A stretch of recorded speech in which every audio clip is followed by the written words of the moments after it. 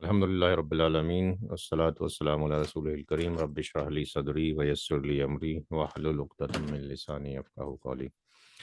तो question number 24 यहाँ पे शुरू करेंगे। तो क्वेश्चन नंबर 24 में स्टेप नंबर 1 में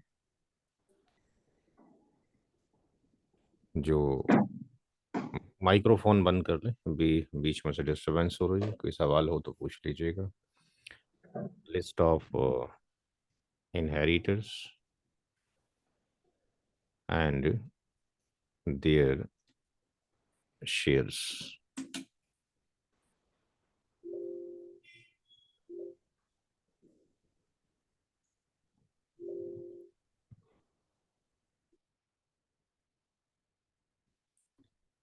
तो यहाँ पर जो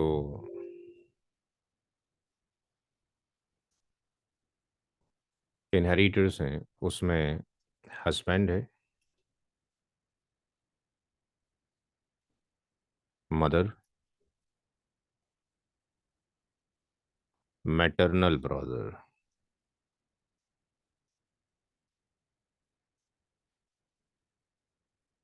और अंकल यानी रियल अंकल। तो हस्बैंड हमेशा ही जेड एफ होगा, ज़बिलफ्रूज होगा यानी प्राइमरी ईयर होगा, और इसका हिस्सा औलाद अगर होती तो 1/4 होता। औलाद यहाँ पे नहीं है तो इसका हिस्सा कितना हो गया, 1/2 हो गया। माँ यानी मदर हमेशा जेड एफ होती है, औलाद नहीं है तो इसका इसका कितना होगा, 1/3 होगा।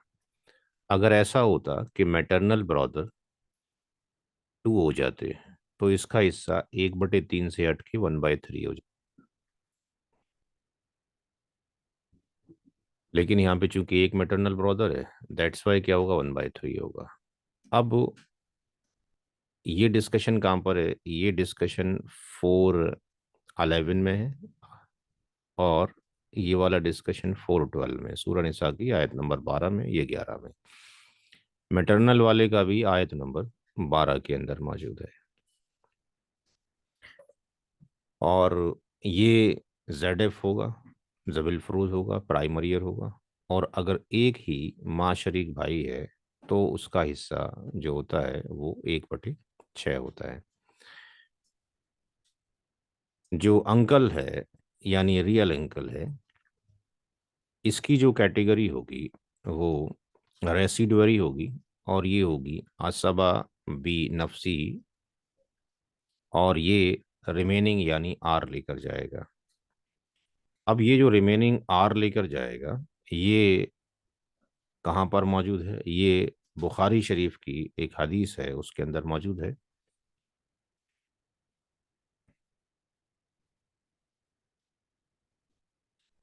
हदीस नंबर 6732, जिसके अंदर नरेटेड है इब्ने अब्बास रदी अल्लाह तआला अन्हु से कि प्रॉफिट सल्लल्लाहु अलैहि वसल्लम said give the फराइज यानी share of the inheritors that are prescribed in the Quran to those who are entitled to receive it, then whatever remain should be given to the closest male relative of the deceased।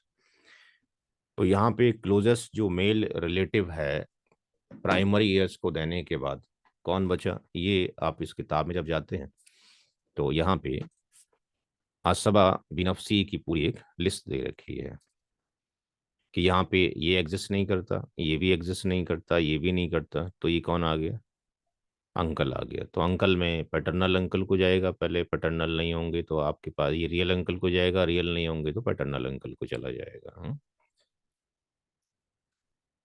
तो यहाँ पर बचा हुआ जो होगा value इनको चला जाएगा अगर बचेगा तो स्टेप नंबर 2 की तरफ चलते हैं। Step number 2, total share of Z F. Total share of Z F. तो यहाँ पे husband plus mother plus maternal brother. Husband का शेयर 1/2 है, माँ का जो फ्रैक्शनल वैल्यू है 1/3 है, और इसकी 1/6 है। इसका एलसीएम कितना आ जाएगा नीचे? जी, कौन सा नंबर लिखे नीचे एलसीएम में? 6। 6। तो 6 से अगर डिवाइड करेंगे तो 2 3 जा 3 आ जाएगा, और ये आपके पास कितना आ जाएगा, 3 दूनी, और ये 1 आ जाएगा। तो अगर यहाँ पे अगर हम देखते हैं तो 3 और 2 5 और 1 6, ये कितना हो गया, 6/6 हो गया। यानी जो अंकल था वो आसबा बिन नफसी था, उसको मिलता अगर बचता तो पहले जबिल फ्रूज को बांटा गया, उसमें हमने देखा कि आर की वैल्यू कितनी आ गई, 0। तो ये एलिजिबल था बचे हुए माल के लिए, लेकिन माल बचा ही नहीं तो इसको बटेगा ही नहीं। हाँ, अगर ये लोग चाहें अपनी मर्जी से अपने शेयर में से कुछ देना तो दे सकते हैं। वैसे ये लॉ के अकॉर्डिंग एलिजिबल यहाँ पे नहीं रहा, क्योंकि माल बचा ही नहीं, वहीं कंज्यूम हो गया। Question number 26, step number 1,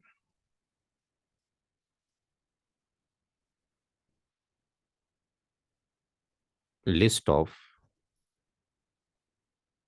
inheritors and their shares.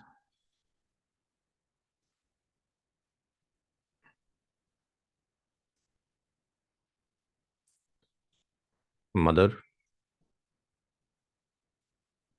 father, daughter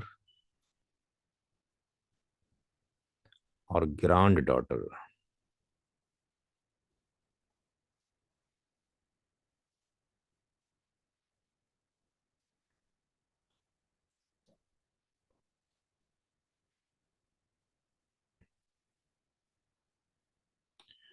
तो माँ हमेशा ZF है,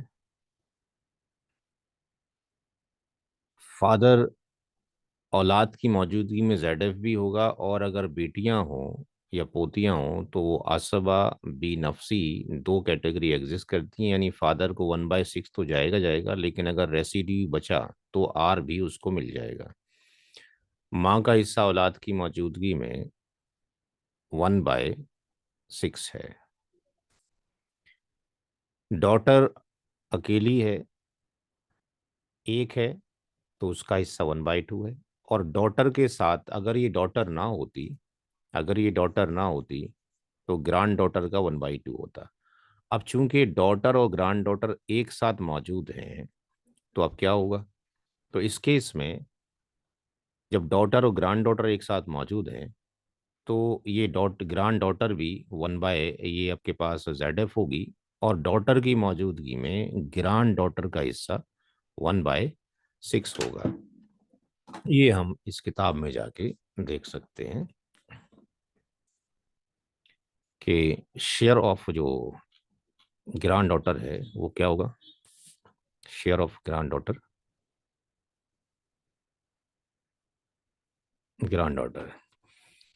तो यहाँ पे जो हमारी कंडीशन है वो है डॉटर और ग्रांड डॉटर।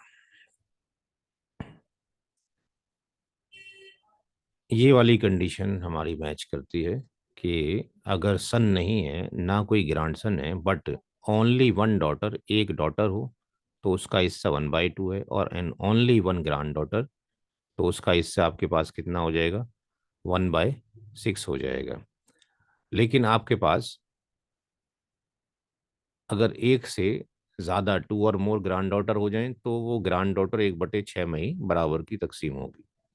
यानी इस सवाल में अगर ऐसा होता कि ये 2 ग्रांड डॉटर अगर हो जाती तब भी इनका हिस्सा कितना होता, 1/6 ही होता।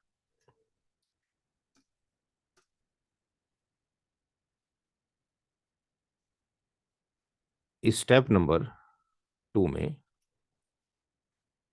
Total share of ZF, total share of ZF जबिल फरूज के कुल से। तो यहां पर mother, father plus daughter plus grand daughter. Mother का हिस्सा 1/6, फादर का 1/6, डॉटर का 1/2, ग्रैंड डॉटर का 1/6, तो इसका एलसीएम कितना आ जाएगा? 6। ये 1 आ जाएगा, ये 1 आ जाएगा, ये 3 आ जाएगा, और ये कितना आ जाएगा? ये कितना हो जाएगा? 2 हो जाएगा। ये कितना हो गया? ये भी लास्ट वाला भी 1 ही होगा सर। है लास्ट वाला भी, हाँ जी 1 ही होगा, लास्ट वाला भी 1 ही होगा। तो 3 4 5 6, तो 6/6 हो गया, यानी फादर को जो आर है वो कुछ नहीं जा रहा है, उसको 1/6 ही मिल रहा है। आर बचता तो जाता, नहीं बच पाया, दैट्स वाई नहीं गया। अगर इसमें अगर ये ना होती, अभी ये ना होती, तो फिर बच जाता, और बचा हुआ फिर उसको, यानी ये 1/6 फिर इसको चला जाता है बचा हुआ। अब इस ये जो बचा हुआ, ये 1/6 था, ये ले गई, दैट्स वाई जो है ये फादर, ये फादर को यहाँ पे कुछ नहीं जा रहा है। नेक्स्ट जो क्वेश्चन है,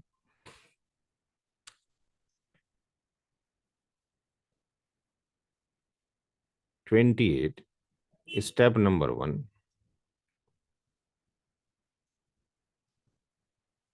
list of inheritors and their shares।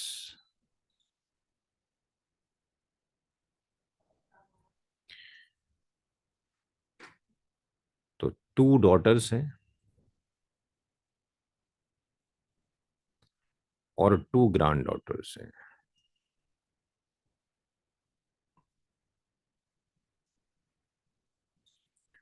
और 2 ब्रदर्स हैं,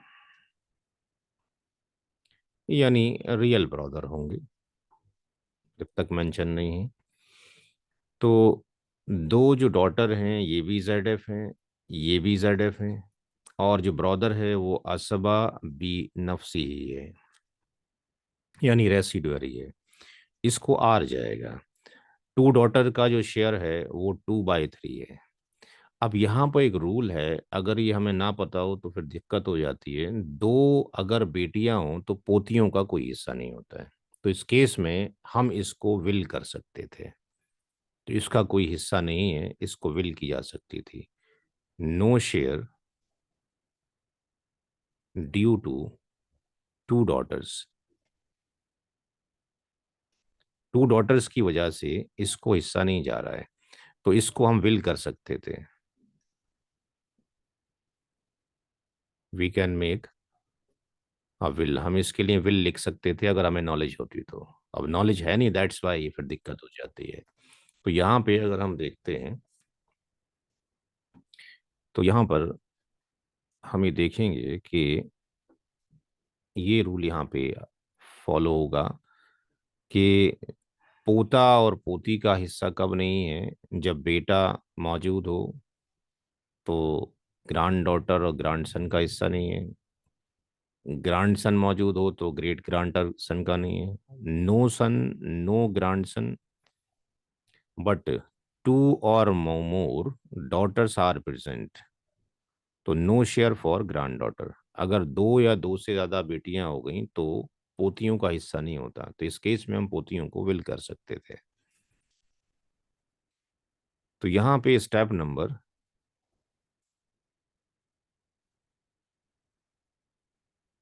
नंबर 2 में टोटल शेयर ऑफ जो ZF हो गया, टोटल शेयर ऑफ जो ZF हो गया, वो 2 डॉटर्स को 2/3 जा रहा है।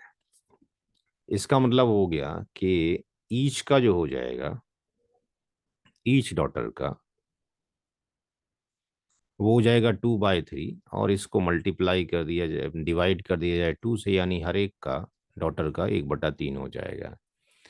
बचा हुआ किसको जाएगा? 2 ब्रदर्स को चला जाएगा। तो यहाँ पे स्टेप नंबर 3 में शेयर ऑफ असबा बी नफसी, तो शेयर ऑफ असबा बी जो नफसी है यानी शेयर लेफ्ट फॉर बचा है किसके लिए, टू रियल ब्रदर्स के लिए।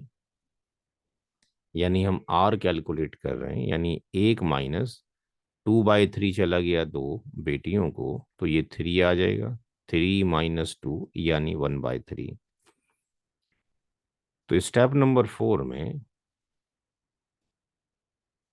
Total shares of all inheritors, सारे ही इनहेरिटर्स के जो शेयर्स हो जाएंगे वो कितने हो जाएंगे, daughter plus real brother plus real brother.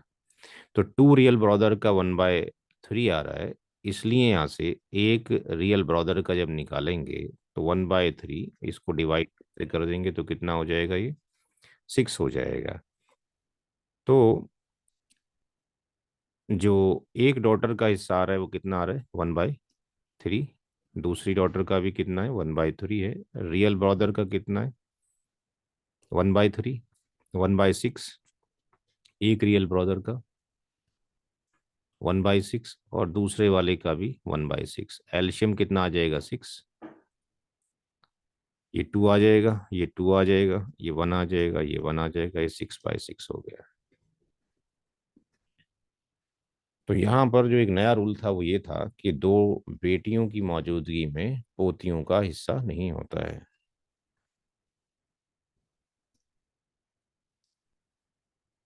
अच्छा, हमने 3 क्वेश्चन लिए थे और क्वेश्चन कॉपी कर लेते हैं।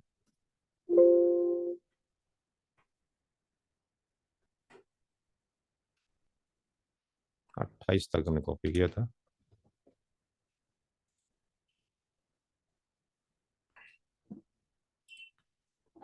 क्वेश्चन नंबर 29 भी अलग स्ट्रीम के ऊपर है। यहाँ पे एक नया रूल अप्लाई होगा।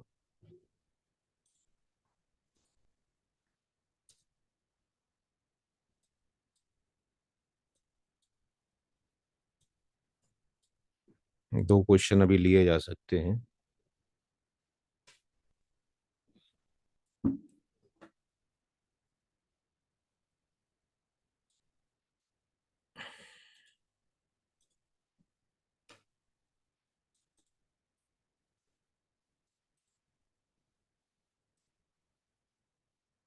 अभी जरा सेव हो रहा है, वेट करें।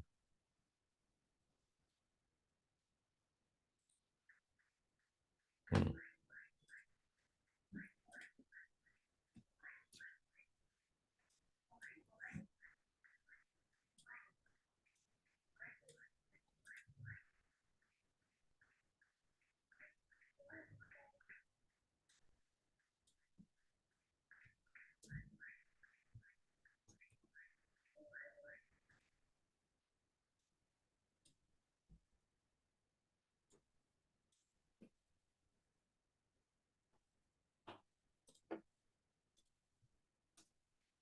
3 क्वेश्चन ले लेते हैं, अभी वक्त से हो जाएगा।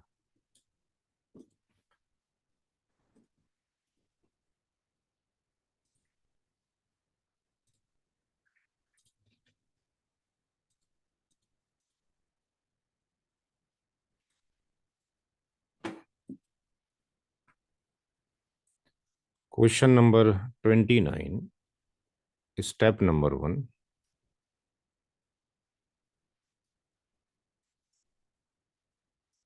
List of inheritors and there shares.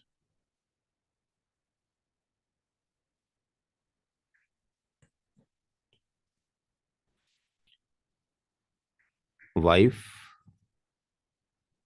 Mother, daughter और सिस्टर। वाइफ हमेशा ZF होगी, मदर भी हमेशा ZF है, जबिल फ्रूज प्राइमरी एज। डॉटर हमेशा ZF है, जबिल फ्रूज यानी प्राइमरी एज।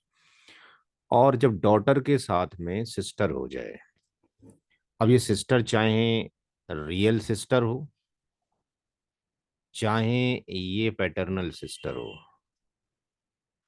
तो जब कभी भी डॉटर के साथ में सिस्टर हो जाए या ग्रैंड डॉटर के साथ में रियल और पैटर्नल सिस्टर हो जाए तो ये भी रेसिडुअरी होती है और ये कहलाती है असबा मागरी। ये भी रेसिडुअरी होती है। ये हदीस शरीफ के अकॉर्डिंग मेंशन है। तो ये यहाँ पर अगर हम जाते हैं तो इसकी कैटेगरी आपको पहले पेज पर ही मिलेगी इसमें। यहाँ पर असबा मागरी यानी रियल सिस्टर डॉटर के साथ में हो जाए तो रियल सिस्टर असबा। अगर रियल सिस्टर अकेली है तो जबल फ्रूज है, प्राइमरी एयर से। रियल सिस्टर अगर एलोन है तो वो प्राइमरी एयर है, लेकिन अगर वो डॉटर के साथ में होगी तो वो रेसिडुअरी बन जाएगी। रेसिडुअरी की तीन कैटेगरी हैं। असबात यानी रेसिडुअरी की तीन कैटेगरी हैं, तो उसमें ओनली वुमेन में असबा माँ गैरी में आएगी। तो चाहे बेटी पोती के साथ में रियल सिस्टर हो या बेटी पोती के साथ में पैटर्नल सिस्टर हो, तो जो बचेगा तो उसको जाएगा। तो यहाँ पर इसको जो मिलेगा वो आर मिलेगा। और जो वाइफ है वो औलाद की मौजूदगी में वाइफ का कितना हिस्सा होता है, काफी दिन से पढ़ रहे हैं हम लोग। शेयर ऑफ वाइफ कितना होता है?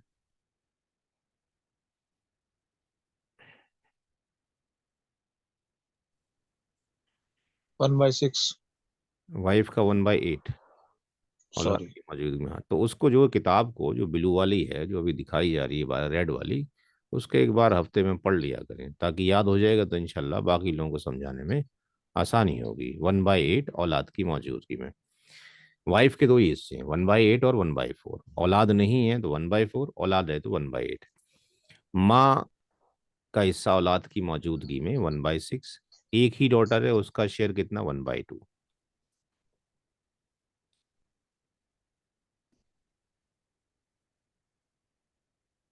तो स्टेप नंबर 2 में total share of Z F.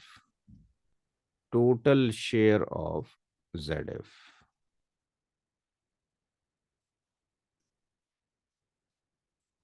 Wife plus mother plus daughter.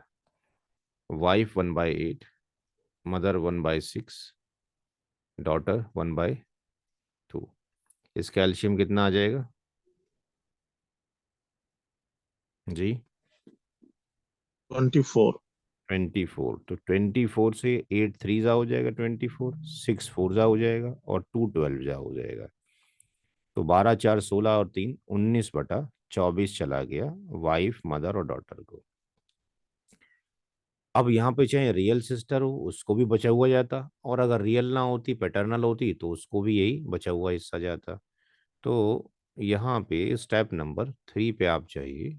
Step number 3, share of असबा। शेयर ऑफ असबा मागरी। शेयर ऑफ असबा मागरी। तो यहाँ पे share left for real sister. Share left for बचा है रियल सिस्टर के लिए, यानी we are calculating the R. एक में से total share of Z F यानी जबल फ्रूज के कुल से माइनस कर दिए, ये 24 आ जाएगा। ये 24 माइनस 19 यानी ये 5/24 आ जाएगा। स्टेप नंबर 4 में total shares of all inheritors. Total shares of all inheritors. तो यहां पर wife mother daughter, wife plus mother plus daughter plus real sister. Wife का 1/8, मदर का 1/6, डॉटर का 1/2 और रियल सिस्टर का अभी हमने कैलकुलेट किया है 5/24। तो ये 24 आ जाएगा, ये 3 हो गया, ये 4 हो गया, ये 12 हो गया और ये 5 हो गया, यानी 24/24 हो गया। यानी इस केस में 24 डिवीजन होंगे प्रॉपर्टी के, 3 जो शेयर हैं वो मदर को, वाइफ को चले गए, 4 मदर को और 12 डॉटर को और 5 जो रियल सिस्टर को। नेक्स्ट क्वेश्चन बहुत ही आसान है। यानी वाइफ की डेथ हुई है, उसने अपने पीछे हस्बैंड को छोड़ा। हस्बैंड हमेशा क्या होता है, जेडएफ होता है। औलाद है नहीं, इसके अंदर 2 ही लोग हैं, तो हस्बैंड का कितना हिस्सा हो गया, 1/2। कहाँ मेंशन है, सूरह निसा की आयत नंबर 12 के अंदर, 4:12 के अंदर। और मरने वाले ने अपने पीछे अपनी बहन को छोड़ा है, चाहे वो सगी को छोड़ा हो या पैटर्नल को छोड़ा हो। तो ये भी जेड एफ है, जबिल फरूज है के लिए, और इसका हिस्सा भी कितना है, 1/2 है। ये कहाँ लिखा हुआ है, ये आयत नंबर 176 में लिखा हुआ है। तो इसमें बताने की कोई ज़रूरत है क्या, कुछ और करने की ज़रूरत है, समझ में आ गया। पूरी जो होल जो प्रॉपर्टी थी उससे कितने डिवीजन कर लिए, 2 डिवीजन कर लिए। 1/2 यहाँ चला गया, 1/2 यहाँ चला गया। इससे आसान तो कोई सवाल ही नहीं है।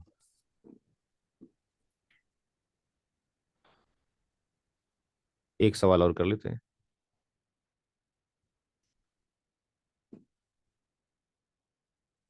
क्वेश्चन नंबर 31 में step number 1, list of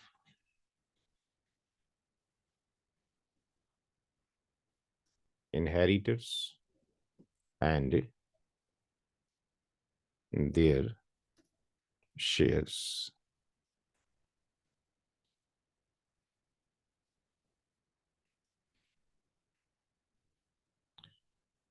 Wife, sister, brother. Wife हमेशा जेडएफ, औलाद है नहीं, तो वाइफ का हिस्सा कितना हो जाएगा, 1/4। सूरह निसा की आयत नंबर 12।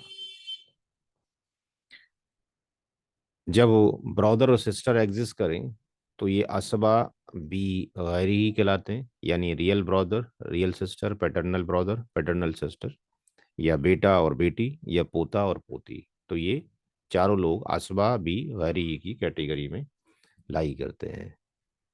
यानी जब कभी भी बेटा और बेटी होंगे, पोता या पोती बेटा या बेटी होगा, पोता पोती होगा, सगा भाई सगी बहन, सौतेला भाई सौतेली बहन, तो ये असबा बी गैरी की कैटेगरी में आएंगे। और इनको बचा हुआ मिलेगा रेशियो आर।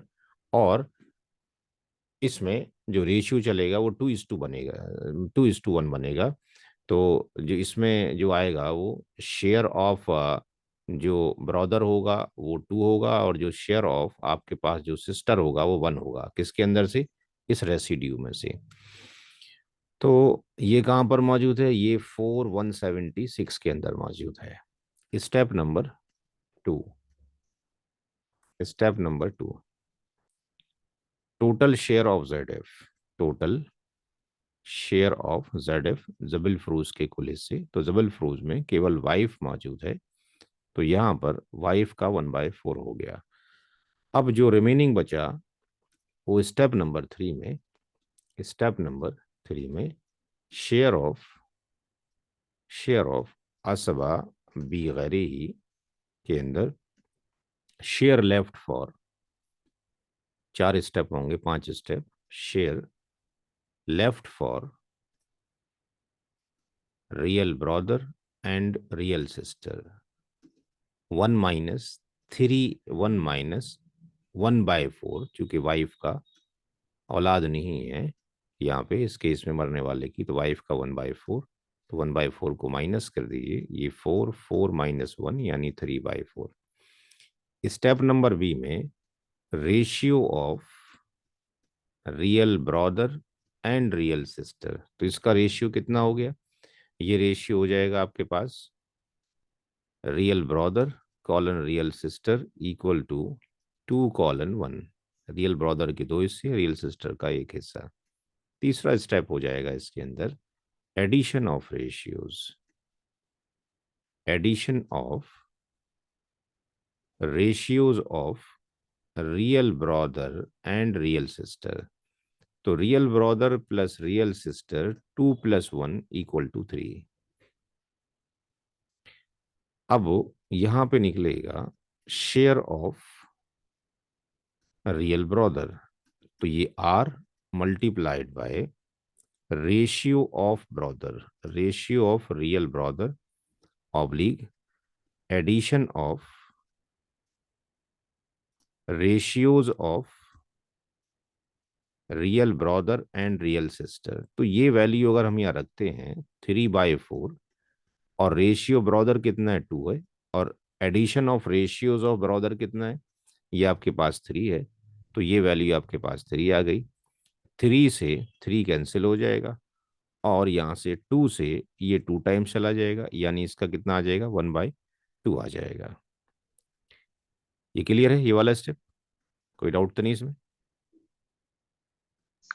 क्लियर है सर। ठीक। ई स्टेप में share of real sister are multiplied by ratio of sister या real sister oblique addition of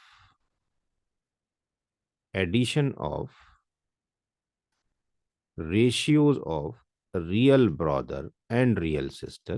3/4 is the remaining residue. Share of real sister is 1 and addition of ratios of real brother and sister is 3. 3 से 3 यहाँ cut जाएगा, that is 1/4. तो step number 4 में total shares of all inheritors, सारे ही वारिसीन के हिस्से। तो यहां पर जो मौजूद थी वो wife plus real brother plus real sister, wife का 1/4, रियल ब्रदर का 1/2 और रियल सिस्टर का 1/4, एलशियम 4 आ जाएगा, ये 1 ये 2 ये 1, यानी 4/4। यानी इस केस में प्रॉपर्टी 4 पार्ट में तकसीम होगी। अगर 4 लाख की प्रॉपर्टी थी तो 1 लाख रुपए चले गए वाइफ को, 2 लाख रियल ब्रदर को और 1 रियल सिस्टर को। तो आई थिंक सवाल काफ़ी होगा, इतना काफ़ी है आज के लिए। अगले उसमें फिर इसी तरह से गैप दे दे के सवाल करते हैं ताकि कवर किया जा सके। तो अब यहाँ पे तकरीबन सारी चीज़ें हो चुकी हैं। इसमें दादी के और नानी के हिस्सों का जिक्र अभी तक नहीं आया है, तो दादी नानी के हिस्सों पे चलेंगे। उसके बाद कुछ नए रूल्स होंगे जिसको हम अभी देख रहे हैं यहाँ पे, कि यहाँ पर हमेशा जो है ये बराबर आ रहा है, इक्वल टू। कुछ ऐसे केसेस आएंगे कि ऐसा हो सकता है 7/6 ग्रेटर देन हो गया, ऐसा हो सकता है कि 4/, आपके पास 6 लेस देन हो गया। तो ये जो कंडीशंस आएंगी लेस देन और इसकी, ये जो टर्मिनोलॉजी है ये कहलाता है एन वाउलाम ऑल, AWL लिख सकते हैं इसको। और ये कहलाता है डॉक्टराइन ऑफ रिटर्न, लॉ की किताबों में इसको हम रद्द बोलते हैं या रिटर्न बोलते हैं। तो इसके ऊपर भी मेरी अलग से किताब है जो मैंने आपको ग्रीन कलर की भेजी हुई है। तो अगले उसमें हम क्या करेंगे कि दादी और नानी के हिस्से लेने के बाद फिर इस तरह के सवालों पे चलेंगे। ठीक है जी, ठीक है। अस्सलाम वालेकुम। वालेकुम।